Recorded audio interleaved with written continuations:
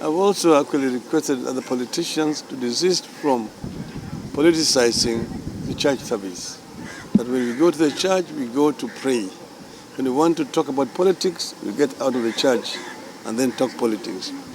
We should not be given government programs, what the government is doing in the church. That is politics. Let us go and pray with Christians and talk about the politics outside the church. So I will be talking, as I mentioned, to Kenya after St. John's has spoken. He said that there's a gospel according to St. Matthew, gospel according to St. Mark, gospel according to St. Luke, and finally gospel according to St. John. St. John will speak about bombers. Then I will speak thereafter. You know, Hassan Joho is out of the country. He's out of the country, but he's going to come back. I talk to him all the time. Even this week I'll talk to him. He will be coming, and when he comes, he's going to join the party and make his contribution. Yeah, the ODM is very much united and strong. There is nothing like a power struggle within Azimio. We work together very closely with Honorable Stephen Kalonzo Musyoka, the Honorable Uhuru Kenyatta, Honorable Martha Karua. We're all the times working together. There's nothing like a power struggle within Azimio. Everything will be done very smoothly. We are going to strengthen Azimio as we also strengthen the constituent parties of the coalition to make it strong. So we are together. I don't know where you're getting that information from. I was with him just yesterday. Even I talked to him this morning. He has not given me any impression that he's going to resign from Azimio. That is sheer media propaganda. Uhuru is very much a member and part and parcel of Azimio leadership. I really don't want to engage Mr. Ruto in any kind of argument. Mr. Ruto knows that everything he's proposing is there in the Building Bridges Initiative document. If you want us to talk, let us start from there. But we must engage the people of Kenya in any major constitutional amendment that you want to bring. You cannot bring ministers into parliament by changing standing orders.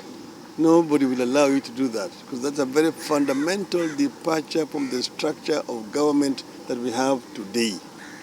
It has to be debated extensively by the people of Kenya. If you want to have a position of Prime Minister, it is in the Building Bridges Initiative. Where do you call him Chief Prime or Prime Cabinet Secretary? Call him a Prime Minister and give him a proper portfolio. Actually, I am very sorry for Honorable Salim Davadi that a person of his stature is being given no portfolio and just given a title to do. It is actually an embarrassment. So what if we want to engage? Let us engage. But first, let us deal with what happened at Bomas of Kenya. Let us deal with what happened at Bomas of Kenya, because that is what is going to solve the problem of this country. When Kenyans know exactly who won or who lost the elections.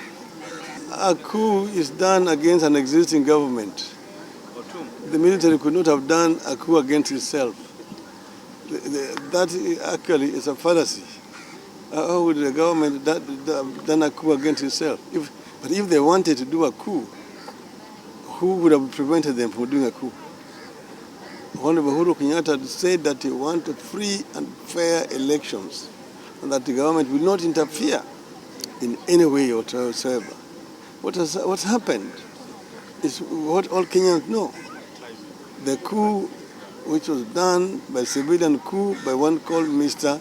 Wafula Chebukati, 4 against 3. The 4 commissioners said they don't agree with what Chebukati announced. And Chebukati says he's the one who had the figures. So you ask yourself, who is lying to Kenyans? Who is telling the truth? That is what I'm talking about. That is what Kenyans must know, because there will be no point in Kenya going again in 2027 to vote if at the end of the day you end up in such a charade and chaotic situation like we saw at the Bomas of Kenya. So if they're talking about audit, yes, let us audit. Begin first by auditing Mr. Chebukati. Where was he for the last 80 years when he disappeared? And where did he get the results that he announced? That is the question that must be asked. If you can answer those questions, Kenyans will be happy. Kenyans will be happy. That's what we've been talking about, and we will not stop talking about this. And what I've said, I don't want to speak much until St. John has spoken. Thank you. But allow me to say a big thank you. Allow me to also inform you that when I came, we made a pledge, and I'm glad that we've honored our pledge. We have now made arrangements to anchor it into law, that no religious institution should pay land rates of any nature. That law is currently with the County Assembly. And we are hoping that by the 13th, watakuwa wamepitisha.